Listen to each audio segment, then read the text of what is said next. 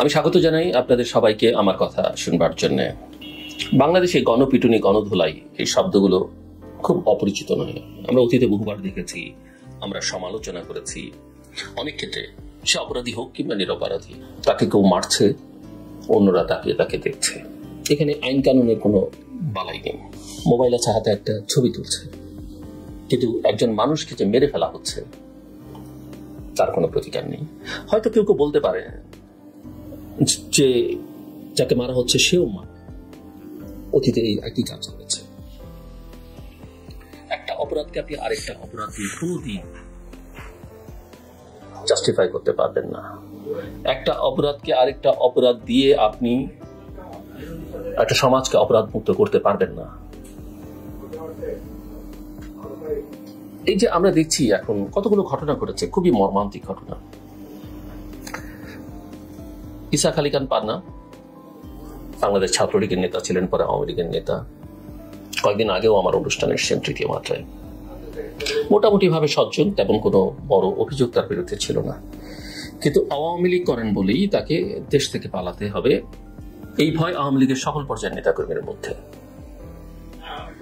বাচ্চারা পালাতে গেলেন, পালাতে গিয়ে ওই যে বিএসএফ তার দিকে বন্দুকের নল তাক করলো, আর উপর থেকে হার্ট অ্যাটাক করে তিনি পাহাড়ের উপর থেকে পড়ে মারা গেলেন। মর্মান্তিক। মানে আমার খুবই কষ্ট হয়েছে, এবং আমি তার জীবনের গল্প জানি। কয়েকদিন আগেও আলাপ করছিলাম। তার একটা ছেলে আছে, ছেলেটা বাইরে পড়তে যাবে, এরকম একটা অবস্থা। একটাই ছেলে, তার আগে তার স্ত্রী মারা গেছে। বেচারা মানে একাই ছিলেন ছেলেকে নিয়ে, এবং এর বাইরে তার চিন্তার কোনো কিছু ছিল না, রাজনীতিটা ছিল। আওয়ামী লীগ করাটা যে কত অপরাধের সবার জন্য ছিল, যে তারা মনে করেছেন এই দেশে আর তাদের পক্ষে থাকা সম্ভব নয়। দেশটা শুধুমাত্র তারা তাদের নিজেদের বানিয়ে ফেলেছিলেন, যেই কারণে একজন সজ্জন ভদ্র রাজনৈতিক নেতা কি এইভাবে প্রাণ দিতে হলো। এবং ওই যে বিএসএফ এর, তার সঙ্গে আমরা আমাদের ফেলানিকে যখন তারা কাঁটাতারের উপরে ঝুলিয়ে রাখে মেরে, আমাদের যে কোনো মানুষকে যখন সীমান্তে গুলি করে মারে, আওয়ামী লীগ ক্ষমতায় থেকে তার প্রতিবাদ করেনি, করতে চায়নি, এবং অনেক তুচ্ছ তাচ্ছিল্য করেছে যেসব মানুষ, সাধারণ মানুষ মারা গেছে। এবং বিএসএফ যে গুলি করতে অভ্যস্ত হয়ে গেছে,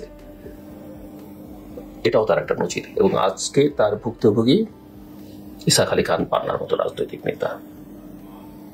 আসুন বিচারপতি শামসুদ্দিন চৌধুরী মালিকের কথা বলি। আমি এই ভদ্রলোককে চিনি অনেকদিন ধরে। যখন তিনি বিএনপি আমলে তাকে অপসারণ করা হয়, বা তাদের নিয়োগটাকে আসলে বিচারপতি হিসেবে তাদেরকে কন্টিনিউ করতে দেওয়া হয়নি, পরে আওয়ামী লীগ ক্ষমতায় আসলে তারা আদালতের মাধ্যমে আবার পুনর্বাসিত হন। তার ওই যে যখন তিনি ছিলেন ওই যে ট্রানজিশনাল ফেজে, তার সঙ্গে আমার পরিচয়। এরপরে তিনি আমার অনুষ্ঠানে অনেকবার এসেছেন। জ্ঞানী জ্ঞানী মানুষ, মুক্তিযুদ্ধে অবস্থান আছেন, কিন্তু মানুষটা না দিনে দিনে দিনে দিনে বিকৃত মানসিকতা হয়েছেন। আওয়ামী লীগের মতো প্রতাপশালী দলের, শেখ হাসিনার মতো তোরদণ্ড একজন মানুষ, প্রতাপশালী মানুষ, আরোগঞ্জের চূড়ান্ত সীমায় যিনি পৌঁছে গিয়েছিলেন, তার চারপাশে যারা ছিলেন তাদের মতোই তিনি একজন ছিলেন। হ্যাঁ, বিচারপতি মানিক রাস্তাঘাটে কত মানুষকে অসম্মান করেছেন, কত মানুষকে বিচারক হিসেবে দাঁড় করিয়ে শাস্তি দিয়েছেন, আদালত কক্ষে কতজনকে দাঁড় করিয়ে রেখেছেন। তার কথা আর বন্দুকের নলের গুলির মধ্যে কোনো পার্থক্য ছিল না। মানুষকে অসম্মান করতে তিনি ছাড়েননি। বিরোধী প্রতিপক্ষ হলেই তাকে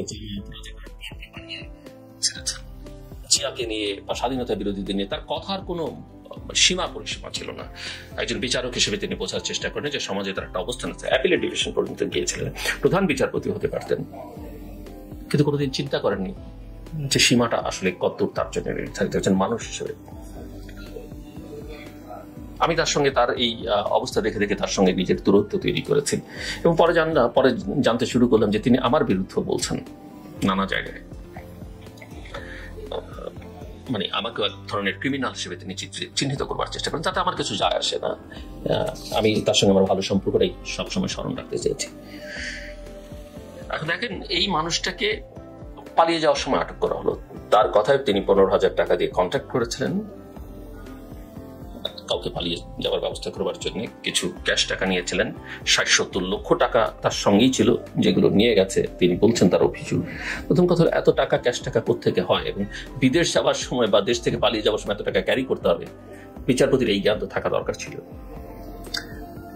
বিচারপতি মানিক বহু মানুষকে এই দেশে অসম্মান করেছেন, কিন্তু তার মানে এই নয় তার সঙ্গে যেটা করা হলো সেটা সমর্থনযোগ্য নয়। আমি কোনো অবস্থাতেই মনে করি না। আমার খারাপ লেগেছে, আমি বোধ করি অনেক বিবেকবান মানুষের খারাপ লেগেছে তাকে যখন কলা পাতার শুয়ে থাকতে দেখা গেছে, হাত পা রুষে দিয়ে বাঁধা, গলায় কিছু একটা, চেহারা অন্যরকম হয়ে গেছে, এমনকি হসপিটাল পর্যন্ত তাকে যেতে হয়েছে।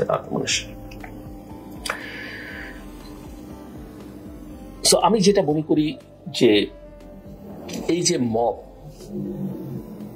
মানুষ যখন আইন তুলে নেয় সেটা কোনো সমাজকে স্থিতিশীলতা দেয় না, সেটা কোনো সমাজের জন্য সুলক্ষণ নয়।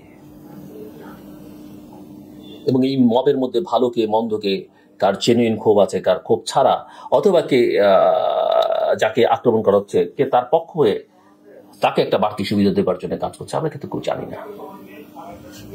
আমি যেটা মনে করি যে আওয়ামী লীগের এবং তাদের যে সমর্থক গোষ্ঠী আছে যারা 15 বছর ধরে নানা অপরাধ করছে, মধ্যে ভালো মানুষ আছে, আওয়ামী লীগ সমর্থন করলেই অপরাধ সেটা বলা যাবে না, কিন্তু তাদেরকে এই মব জাস্টিস থেকে, এই যে আইন যারা হাতে তুলে নিচ্ছেন তাদের থেকে রক্ষা করা রাষ্ট্রের দায়িত্ব। এবং আমি মনে করি নাগরিক হিসেবে আমার আপনার প্রত্যেকের দায়িত্ব। অপরাধী হলে আইনের আওতায় সুপর্দ করুন, তদন্ত করুন, বিচার করুন। আমরা একটা সভ্য সমাজ হতে চাই। আমি মনে করি বাংলাদেশের যে পোটেনশিয়াল আছে, বাংলাদেশ অনেক দূর যেতে পারবে, কিন্তু এই সব আচার আচরণ দিয়ে আমরা সেখানে পৌঁছতে পারবো না। আমি মনে করি না এই সব আচার আচরণ, যে আন্দোলন সংগ্রাম করে 15 বছর আমরা রক্ত দিয়েছি, জেল কেটেছি, নানান অসম্মানের শিকার হয়েছি, আমি বলতে আমার কথা বলছি না, আমাদের সবার কথা বলছি। হয়তো আমি ভুক্তভোগী নেই, কিন্তু আমার ভাই ভুক্তভোগী, হয়তো আমার অন্য কোনো আত্মীয় স্বজন বন্ধু বান্ধব ভুক্তভোগী। যে কারণে ওই জুলাই মাসে ছাত্ররা নেমেছে, সে দেখেছে তার সহপাঠী, তার বন্ধু মারা গেছে, ঘরে বসে থাকতে পারে, সন্তান নেমেছে, বাবা মা নেমেছেন, সেই আকাঙ্ক্ষা ধূলিসাৎ হয়ে যাবে যদি আমরা এইভাবে চলতে থাকি। এবং আমরা এটা দেখেছি আওয়ামী লীগ আমলে পুলিশ শুধু ছাত্রদের পেটায়নি, সাধারণ মানুষকে পেটায়নি, বিরোধী রাজনৈতিক নেতাকর্মীদের পেটায়নি, আওয়ামী লীগ এবং তার পেটোয়া বাহিনী পেটিয়েছে, ছাত্রলীগ পেটিয়েছে, পুলিশ পাশে থেকে দাঁড়িয়ে দেখেছে যে এই অনাচার তারা বন্ধ করেনি, এবং আজকেও পুলিশ সেটা করছে,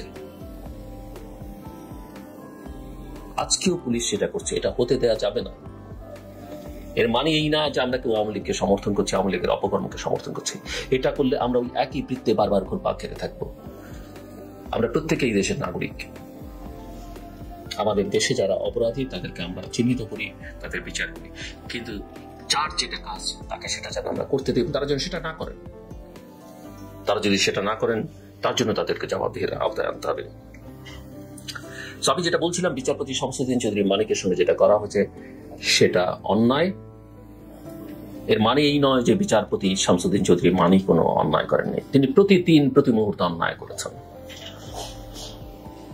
এবং আমি বিশ্বাস করি তাকে বিচার করতে চাইলে অনেক কিছু পাওয়া যাবে, অনেক কিছু পাওয়া যাবে, সেগুলো আমরা খুঁজে বের করি।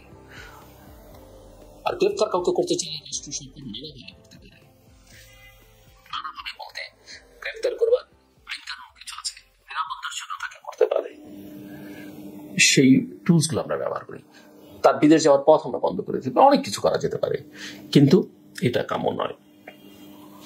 এই যে লোকটাকে মারা হলো, তার স্পর্শকাতর অঙ্গে আঘাত করা হলো, মানে এগুলো হচ্ছে এক ধরনের নোংরামি, এক ধরনের উন্মাদনা। এতে বিচারের যে সংস্কৃতি সেটা ক্ষতিগ্রস্ত হয়, এবং এটার জন্য আইনি একটা সুরক্ষা থাকতে হবে। আমি বিশ্বাস করতে চাই যে বর্তমান সরকার সেই কাজটা করবেন, এবং যারা ভবিষ্যতে ক্ষমতায় আসবার স্বপ্ন দেখছেন বা চাইছেন বা মনে করছেন তারা ক্ষমতায় এসেছেন, তাদের এই বিষয়ে আরো সজাগ সতর্ক হতে হবে। তারা যদি মানুষের মৌলিক অধিকারের সুরক্ষা দিতে পারেন, তারা যদি প্রতিহিংসা পরায়ণ নন, প্রতিশোধ পরায়ণ নন, এটা মানুষকে বিশ্বাস করতে পারেন, তাদেরকে মানুষ অন্য উচ্চতায় নিয়ে যাবে। আসুন আমরা নিজেরা বদলাই, দেশটাকে বদলাই। আমার কথা শুনবার জন্য আপনাদের অসংখ্য ধন্যবাদ। আপনাদের সবার জন্য শুভকামনা।